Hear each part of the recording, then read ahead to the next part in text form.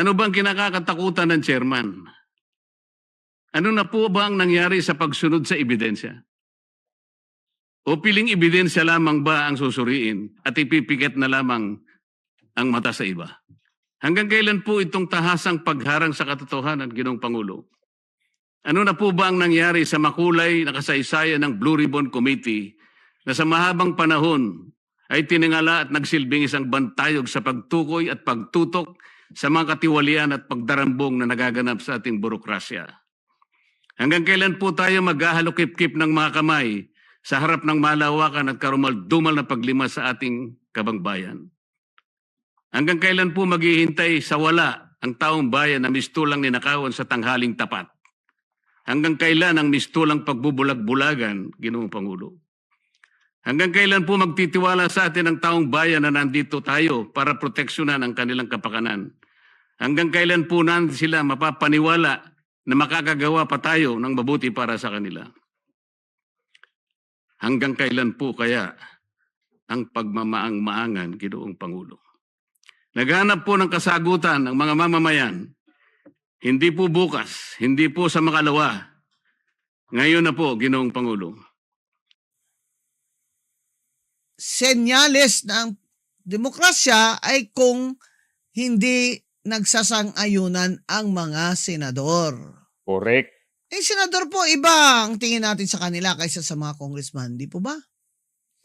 Kaya po, for example, nanalo si Senator Robin Padilla kahit hindi siya abogado. Dahil gusto siya ng tao, nakita ng tao na magiging matapat siya sa kanyang tungkulin. And at first sabi ko hindi talaga ito bagay. Pero I changed my mind nung nakita ko si Senator Robin Padilla na nagsasalita. At nakita ko yung sincerity niya na makagawa siya ng mabuti para sa kanyang kapwa Pilipino, lalo na yung mga mahihirap. At hindi po siya tulak-tulak dyan sa majority. In fairness kay Senator Robin Padilla, kung sa pananalita lang kung paano siya, halimbawa itong mga sinasabi niya, halimbawa may script siya, napakagaling mag-memorize ng script yun. Alam mo natin yung mga aktor, kailangan na magaling ka sa pag-memorize ng script dahil pag mag-shooting kayo, lalo na sa panahon niya, yung mga pelikula niya, hindi tulad na ngayon yung mga makabagong mga pelikula, nasa studio lang, gagamitan lang mga green screen, tapos may mga virtual background lang. Nung dati, yung mga makalumang pelikula, yung sa kapanahunan ni Robin Padilla, kung pinapanood pa ninyo mga kababayan, ako po, pag halimbawa kung saang banda kayo mag-shooting, doon talaga kayo. Pag halimbawa gubat, kagubatan talaga yon. Pag dalampasiga na, tabing dagat, andoon. Sapa, andoon. So, hindi biro yung aaksyon ka tapos may sasabihin pa ka, may ibabato pa ka na anong linya mo. Hindi biro yun. So, sa pananaw ko dito ni Robin, kahit sabihin natin na walang pinag-aralan, pero kitang-kita natin ngayon sa mga panukalang batas na naipasa, ilang mga bills na naipasa niya. Biro mo yung panukalang batas niya, yung bago lang ipinapasa nila, itong mga prayer space sa bawat pampublikong lugar. Na kahit anong religion ka, maglalagay lang sila ng bakanteng space doon para doon ka magdadasal, mananampalataya. Bawat isa sa atin, wala namang ilalagay na yung empty space lang. Para makapasok ka doon sa loob, para makapagdasal ka, makapag-meditate ka, kung ano. Napakaganda yon. Bihira lang yung mga senador na nakapag-isip ng ganyan, kung hindi si Senator Robin Padilla lang. Palakpakan natin. Kaya isa yon. Dahil yung mga ginagawa ng mga senador, kaya sinasabi nga dito ni Attorney Roy Naganson, hindi naman yung sinasabi na yung mga ginagawa nila para sa sarili nila, kundi binoto sila ng tao. Lalo na yung mga dito ko lang na-focus na ako dito kay Robin Padilla, kay kay Senator Marcolita, iwan ko lang ba sa ibang mga senador, basta yun lang ang nakita ko. Kaya sang-ayon ako dito sa mga sinasabi ni Attorney Rowena Gonzon.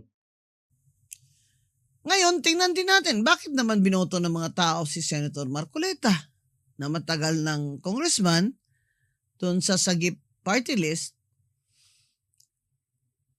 Nung una po, ang layo naman ni Senator Marcoleta sa survey. Pero nung nakita nila, ako din nakita ko sa TV, yung mga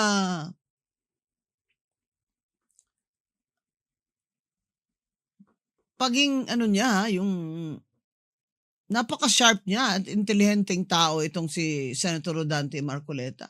Nakita ko dun sa TV, dun sa house, yung kanyang mga interventions. Doon ako sabi ko, ay, iboboto ko ito. Isusupport ko ito. At tingnan nyo, nanalo si Senator Marcoleta na independent lang na candidate siya, wala siyang partido. Ngayon, nung nandan na siya sa Senado, ini-expect natin syempre, di ba, na dahil siya ay independent, ay magiging independent siya. Oo. Ngayon, ang problema ngayon sa Senado na ito na yung sinasabi ko sa inyo, dati hindi ganyan ang mga senador dyan. Nire-review ko yung mga video ng simula nung nag-chair ng Blue Ribbon Committee si Senator Lacson, di ba, kinuha nila yan kay Senator Marcoleta nung nagpalit sila ng Senate President.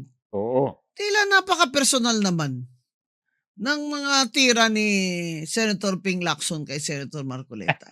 Inggit. Ang gusto lang naman natin ay may manindigan dyan na senador para sa atin. Correct. Na kung hindi ka man sang-ayon sa kanya, ay sasabihin mo na, hindi ako sang-ayon sa kanya, pero mabuti na rin yung may nagsasabi ng ibang opinion o kaya batikos ng mayoriya, dahil yan po ang dapat ang dugo na nananalaytay sa ating demokrasya, na makakapahayag ang kontra-opinyon at ito'y papakinggan ng mayoriya. Pero sa Senado ngayon, nakaka-disappointed ang leadership ni Senator Ping Lacson.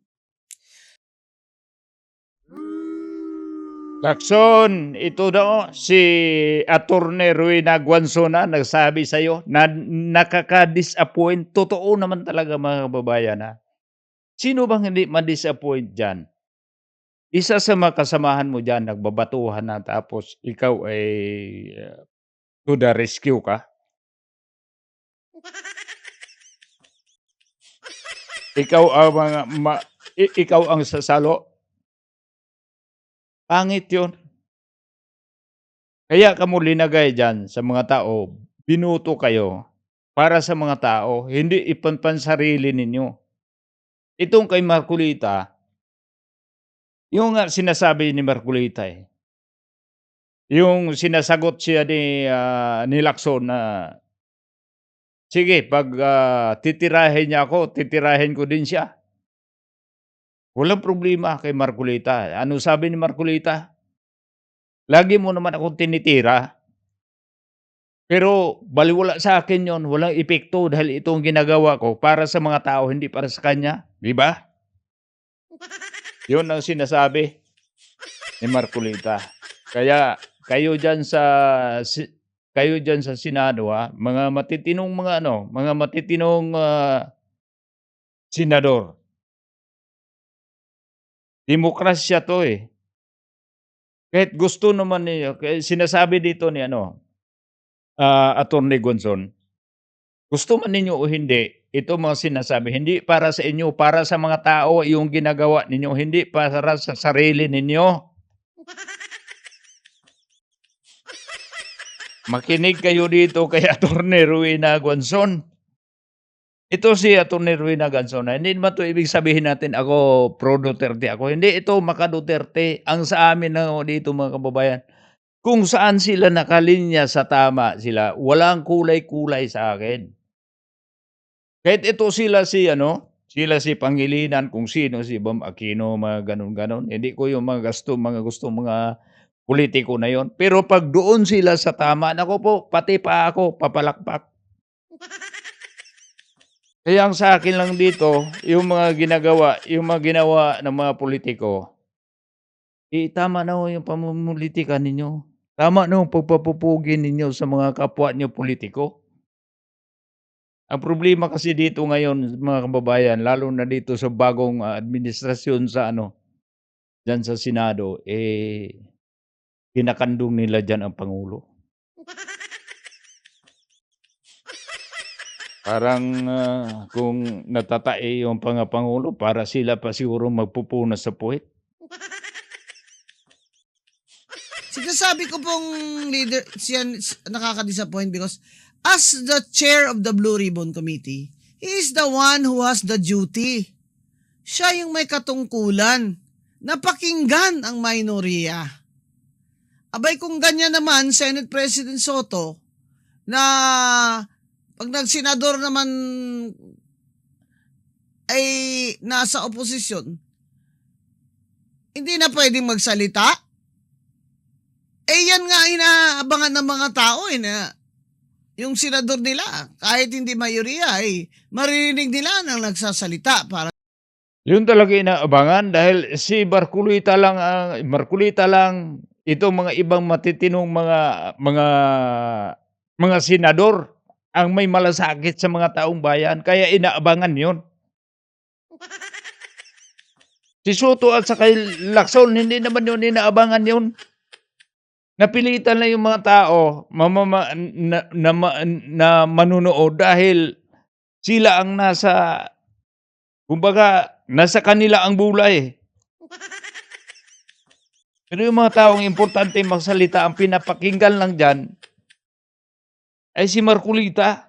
Ito mga matitinong mga senador. Palakpakan natin si Ruben. Kay Senator Marcolita. Yan, Senator Bongo. Ito sana si Attorney Ruina Gonzon kung tatakbo ito ng senador sa susunod. Naku po. Ikakampanya natin to. Dahil iba yung nakita ko kay Attorney Ruina Gonzon Kahit siya makalin pero hindi natin yung pinipersonal Walang problema yung leaning niya kung saang political color siya.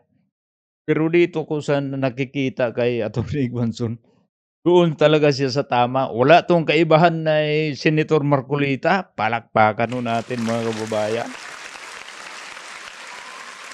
sa kanila. Kaya gusto ko, pakinggan nyo itong privilege speech ni Senator Rodante Marcoleta na tungkol sa binigay nila isinumite na minority report sa Blue Ribbon Committee report ni Senator Lacson. Kasi tinatanong ni Senator Marcoleta, bakit hanggang ngayon walang nakukulong sa flood control?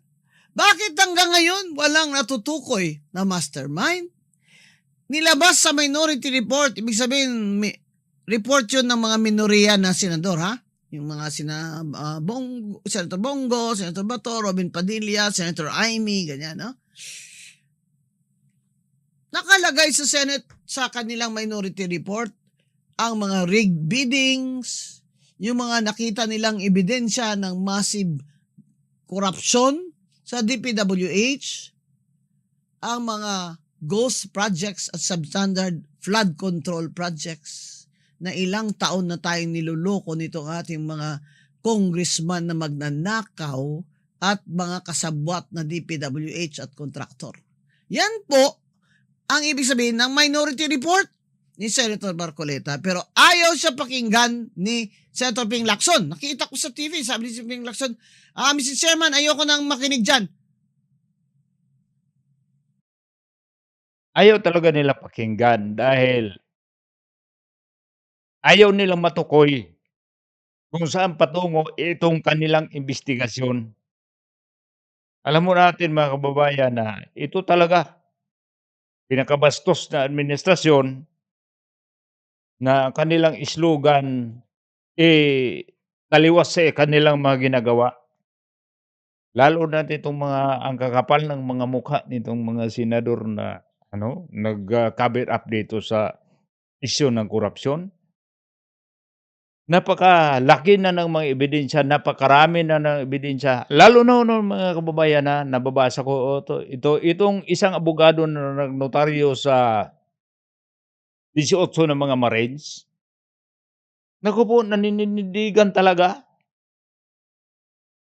na kinumpirma talaga niya na kusang loob sila nagbibigay ng salaysay kaya nagnotaryo siya.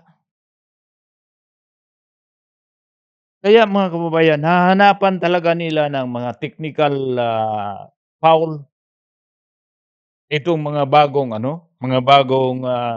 bagong witnesses patungkol diyan sa iskandalo sa ating bansa.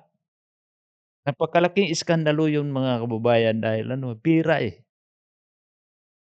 Alam mo natin ngayon, dito sa gitna ng kaguluhan, tayong mga bansa na mahihirap, na nagdepende lang sa supply, tapos tigi-tigi pa. Kung ano lang ang kinakailangan natin, 'yun lang ang bibilhin para lang 'pag halimbawa pagkatapos ng itong pagkain o gasolina natin, halimbawa itong gasolina natin aabot lang ng 50 days, wala pang 2 buwan, ubos na. Ibig sabihin, bago 'to maubos bibili na, ngayon hindi makabili. Hanggang aabot sa panahon na maubusan tayo lahat. At saka pa sila nagplano na magkaroon sila ng imbakan ng langis, magkaroon tayo ng storage facilities ng langis. Na medyo sabihin natin aabot ng 1 taon. Saka pa, kumbaga sa panahon sa tanggutom, saka pa tayo mag-iisip na magtanim.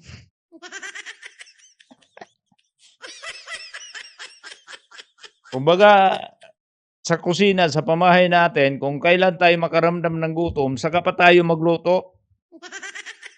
Okay lang 'pag may maluluto o saka pa tayo maghanap ng lulutuin natin. 'Yun ang nangyari sa atin sa Pilipinas.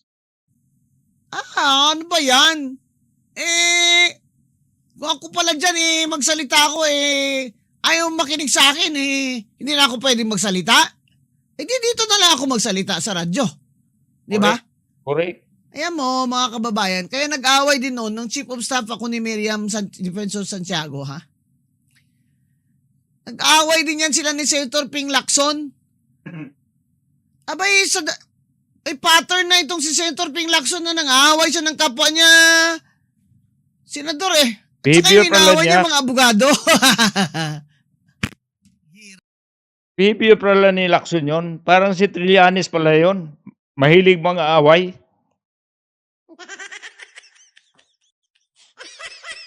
Dito po mga kababayan makikita ba natin itong propesyon ni Lacson, naging chief PNP 'yun, nasa pulisiya 'yun, Ibig sabihin medyo mataas-taas yung standard niya, mataas-taas ang tolerance niya kung paano siya mag-keep ng galit ba.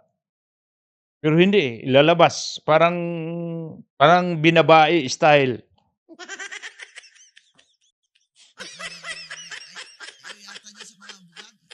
Kaya yan si Senator Miriam Defensor Santiago na dati ako ang Chief of Staff niya ay nag-away sila dyan, naggalit si Senator Miriam Defensor Santiago. Tinawag siyang Pinky. Ayun pala, si Senator Miriam Santiago pala yung nagbigay sa kapangalan niyang Pinky kaya lumalabas ngayon na Pinky. Naku po. Naku po. Nagiging binabae. Kaya may kasabihan niya, 'pag pumatol ka sa babae, parang binabae ka rin, Parang nagbabakla-baklaan o bakla ka talaga. Pangit naman 'yun at saka ito nga sinasabi, may natutunan tayo dito kay kay Attorney Rowena Gonzon, eh. Hindi naman tayo nagsasalita diyan, kahit sabihin natin senador o kapwa natin senador, gusto mo yung mga sinasabi niyo, sasabihin mo na, "Hindi ko gusto yung sinasabi mo." Hindi, eh. Dahil yung mga sinasabi lahat diyan, mga panukala diyan, kung lahat ng pananalita niyo na ginagamit diyan sa kanyo diyan sa sala, diyan sa Senado, ginagamit 'yun para sa mga tao, hindi 'yun para sa sarili ninyo, kung naintindihan niyo po. Paalala lang po, linagay kayo ng mga tao, binigyan kayo ng pagkakataon kayo ay magserbisyo, hindi para sa inyong sarili, kundi kayo sa mga, ah, nagrepresent kayo sa mga tao. Halimbawa diyan sa kamara, sa mga distrito ninyo, diyan sa senador, mas malawak yung sa senador, buong Pilipinas yun. Pero itong nangyari kay Pinky, hindi na nagustuhan si Marcolita, pero ang pakay ni Marcolita hindi sariling pakay ni Marcolita, hindi para sa kanya, kundi para sa bansang Pilipinas. Lalo na yung itong issue sa flood control. Kaya galit na galit ito si Lacson dahil sinisingil na sila, eh. Nagkaroon din ng report, ito ang natuklasan nila. Bakit salungat doon sa natuklasan sa Blue Ribbon Committee sa mayorya? Anong tawag doon, mga kaibigan? Cover up. Si Marcolita pinipilit niya na andito na talaga, papunta na tayo rito sa halimbawa dito na tayo sa North. Doon ang, ebidensya patungo. Hihilahin ni Lacson papuntang South. Lacson. Sabi ni MDS, Miriam Defensor siya, ito si Pinky. Yan. Nagalit sa kanya. Yan po sana ang hinihingi naman natin na pakinggan naman nila ang minoriya dahil binoto din naman namin yon. Grabe naman, Senator Lacson. Binoto din naman kita. Dati nga akala ko, magagaling ito baka maging presidente ito Na maling akala ka lang din na attorney. Attorney Rowena Gonzon, nadali ka pala sa maling akala. Alam mo naman dati na kaya dito mo kababayan, itong tiwala kasi, hindi naman ibig sabihin natin na yung tao nagkakamali, ayaw mo na, parang binigyan mo pa ng isang pagkakataon, eh. Dahil sa panahon niyan naging, chief of staff siya kay, Miriam Defensor Santiago. So alam na niya yung ugali ni, Ping Lacson, pero inuulit-ulit, binoto pa rin niya. Ibig sabihin hindi relevant para kay, Attorney Rowena yung alitan nila ni, Senator, dating, Senator Miriam Santiago at saka Ping Lacson, labas na doon si Attorney Rowena. Pero ganitong sa pagkakataon ito, disappoint talaga. Yun, nadali ka sa maling akala mo, attorney. Pero hindi naman po tama, Senator Ping Lacson, na yung mga binoto din naming senador ay ayaw mo naman pakinggan. Hindi tama yan, Senate President Soto. Iti-text kita mamaya, sir. Ala. Soto. Kaya dito mga kababayan mahirap kasi, senador ka man o ano pa naman, pero magkalamangan pa rin dito ang wisdom at saka yung talino. Dahil ito ay mga pinag-aralan, nag-aral ito ng batas. Kilala nila saan yung tama, saan yung mali. Pero diyan sa Senado, tama man o mali yung sinasabi mo, dapat kang pakinggan talaga. Hindi mo susuplakin itong mga kasama mo, hindi kukusunado yung sinasabi mo.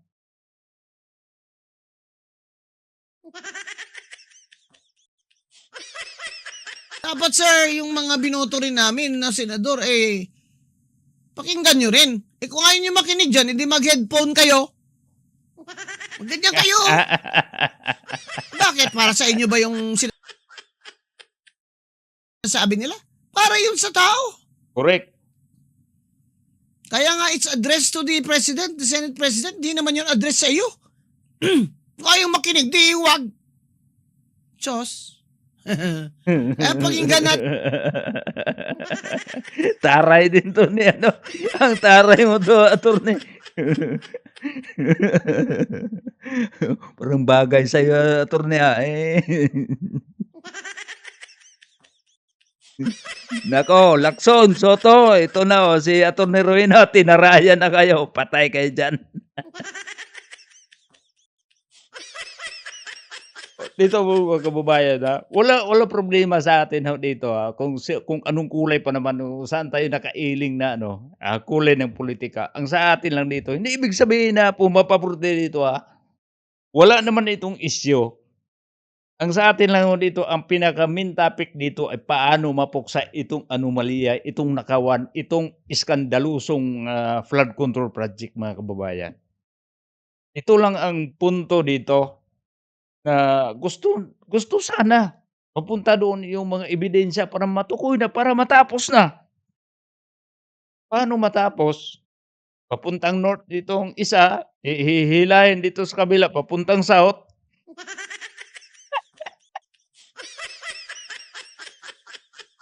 Wala talaga matatapos. Alam mo po mga kababayan, ilang buwan na bago pagkatapos sinabi ni Pangulong Marcos itong mahiya naman kayo.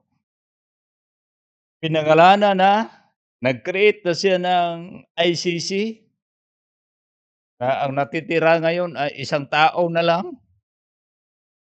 Tapos wala na. Itong mga committee, itong Quadcom doon sa Kamara, tahimik na rin sila. Wala na rin silang ginagawa kundi ito ang tinututukan nila ang impeachment ni VP Sara. Yung flood control ay natatabunan na. Mga kababayan, ang privilege speech ni Senator Rodante Marcoleta.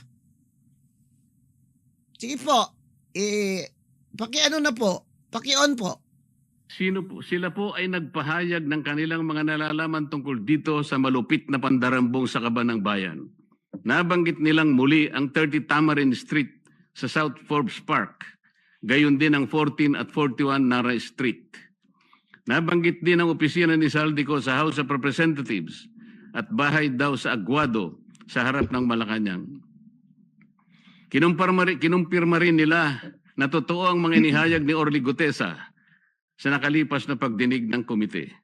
Bukod pa rito, isa sa mga nagsalitang ex-marines ay tumestigong isinama siya ni Saldico nang magatid daw ng 5 malalaking maleta sa bahay ng Pangulo sa Ilocos Norte.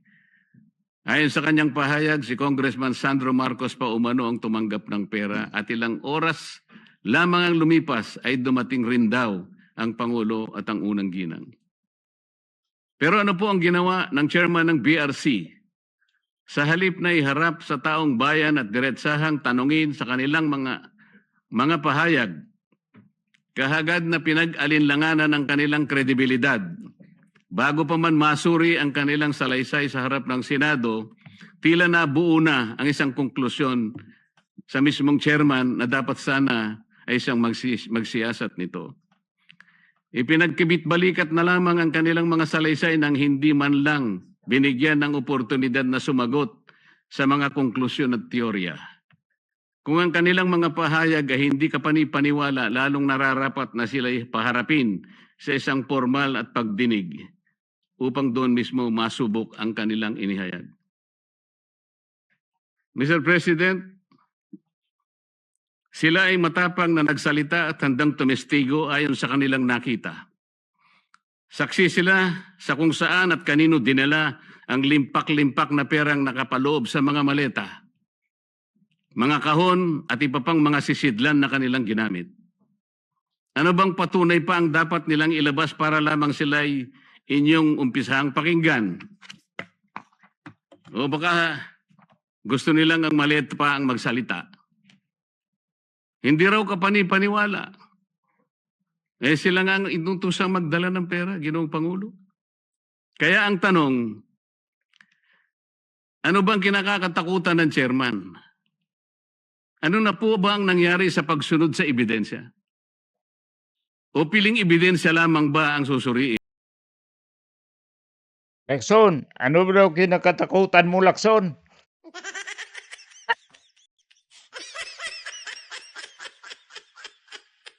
Ito po mga kababayan na bago kasi napakaganda ito eh. Dahil nawala sila. Ilang taon sila nawala. Itong dalawa, si Lacson at saka si Soto. Kaya siguradong hindi sila involved doon sa mga korupsyon. Kaya napakaganda, linagay sila dyan para sila magka-bear up. Para masasabi natin, ito, fair talaga to. Dahil wala to silang ninakaw.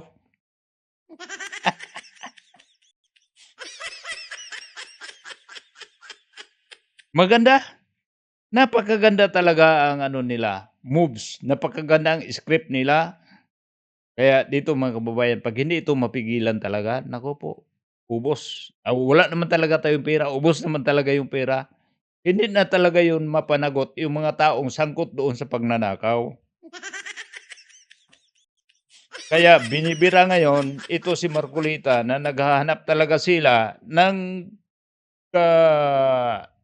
naghanap talaga sila ng kaligtasan itong korupsyon. Naghanap ng kalunasan itong nangyayaring anomalya sa ating bansa.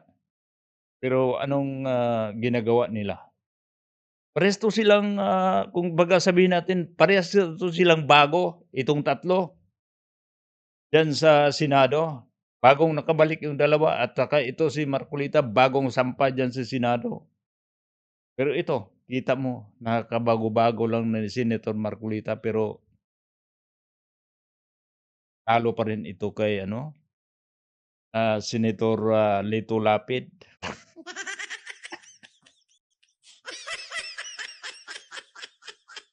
Senator Lito Lapid, wala talagang kukontra diyan. Walang kukontra diyan dahil wala naman siyang sinasabi. At ipipikit na lamang ang mata sa iba. Hanggang kailan po itong tahasang pagharang sa katotohanan, Ginoong Pangulo? Ano na po ba ang nangyari sa makulay na kasaysayan ng Blue Ribbon Committee na sa mahabang panahon ay tiningala at nagsilbing isang bantayog sa pagtukoy at pagtutok sa mga katiwalian at pagdarambong na nagaganap sa ating burokrasya? Hanggang kailan po tayo maghahalokip-kip ng mga kamay sa harap ng malawakan at karumal-dumal na paglima sa ating kabangbayan? Yun. Hanggang kailan po maghihintay sa wala ang taong bayan na mistulang ninakawan sa tanghaling tapat? Hanggang kailan ang mistulang pagbubulag-bulagan, Ginoong Pangulo?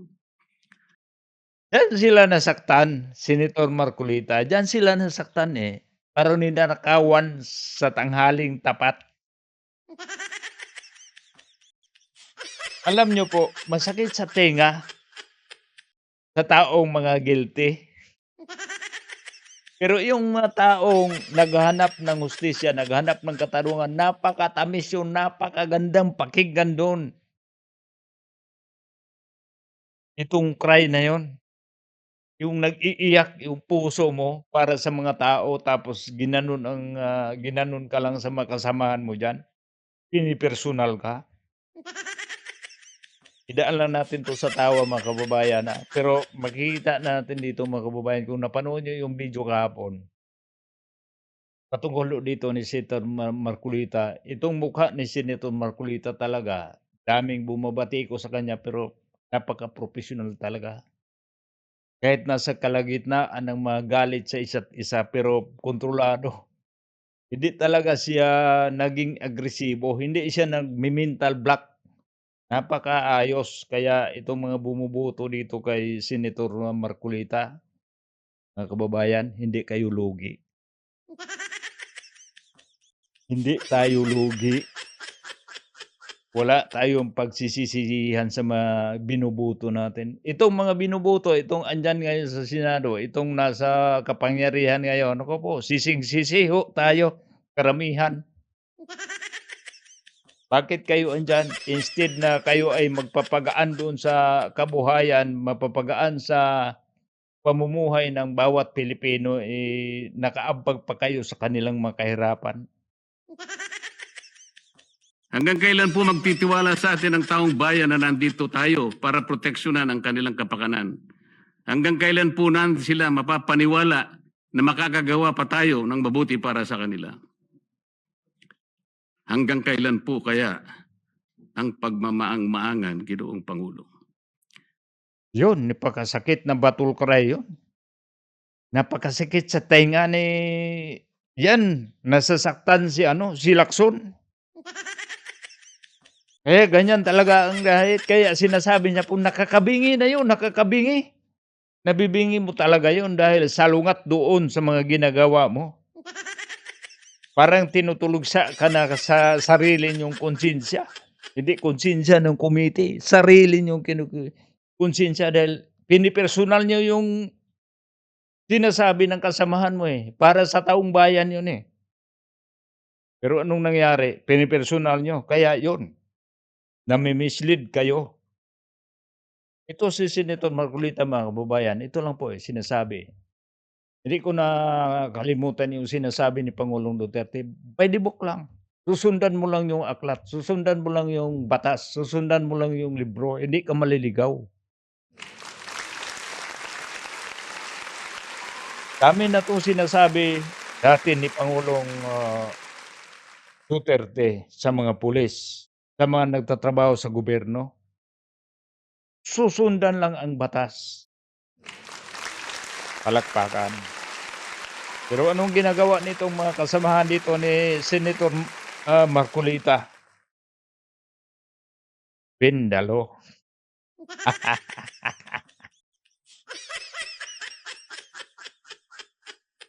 Anak ng kagang. Naghanap po ng kasagutan ng mga mamamayan. Hindi po bukas, hindi po sa makalawa. Ngayon, Ngayon na po, Ginoong Pangulo. Kasihan nawa ng Diyos ang ating bansa. Maraming salamat po, Ginoong Pangulo. yun. At hanggang dito lang po mga kababayan. Ito po si Rene Bay. Salamat po sa inyong panonood. At sa muli na po sa susunod na itong video. Magkita-kita tayo. At bago po tayo tapos na po dito mga kababayan, paki-subscribe mo lang at saka isang like. Masaya na si Rene Bay dyan. Salamat po.